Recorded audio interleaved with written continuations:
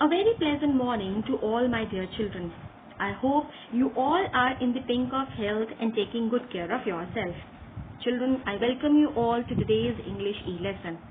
But before we begin, I would like to ask you something. Children, have you ever done rock climbing, river rafting or rock climbing? I'm sure you all must have done such activities in your PDC and must have noticed that these things are not easy tasks. One needs to be strong both emotionally and physically. Actually, these things are not everyone's cup of tea. But there are many people who are quite adventurous and continue their passion in later years of their life. And today, we are going to talk about a really great mountaineer, Major HPS Ahluwalia, in the chapter The Summit Within.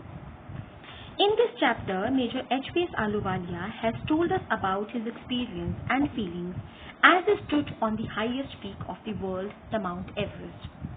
So before I begin with the chapter, I would like to talk about the author of the chapter, Major HPS Ahluwalia. Ahluwalia is an Indian mountaineer who has made immense contributions in the field of adventure, sports environment and social work. Ahluwalia has been the president of Indian Mountaineering Foundation. Apart from that, he has also been the chairman of Special Ability Trust, the Youth Exploring Society. Ahluwalia has also been the chairman of Planning Committee of Persons with Disability. Due to his advanced training in mountaineering at Himalayan Mountaineering Institute, Darjeeling, he climbed extensively in Sikkim and Nepal. He climbed the Mount Everest on 29th May 1965. Major Ahluwalia was the member of first team conquering the Mount Everest in 1965. Now let's talk about the plot of the chapter. The author HPS Ahluwalia has narrated his experience of climbing the summit of Everest in this chapter. As the author stood on the summit, many emotions surged through him.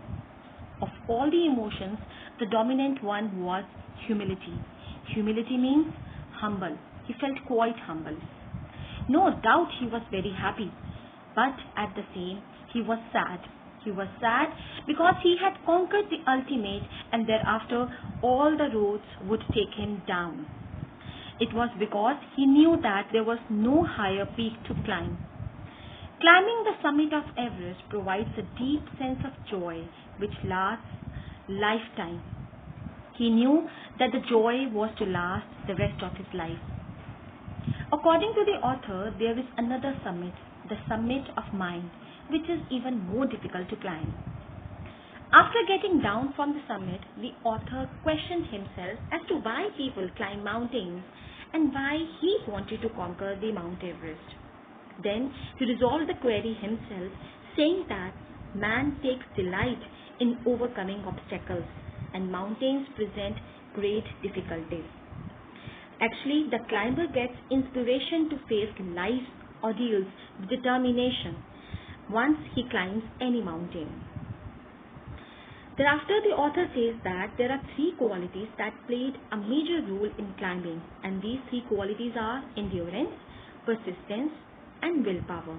Endurance means tolerance, persistence means continuation of effort, and willpower means determination. Ahluwalia says that these three qualities attracted the author to climb the summit of Mount Everest.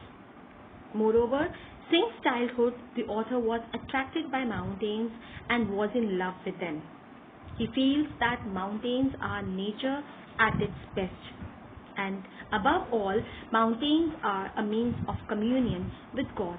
So there are various reasons which author Major HPS Ahluwalia has given us, because of which he wanted to conquer the Mount Everest. It provides physical, emotional and spiritual experience. And now he is giving us the reason why he specifically wanted to conquer the Mount Everest. He says that Everest is the highest and the mightiest and has defied many previous attempts. It is actually a brutal struggle, a struggle with ice and rocks.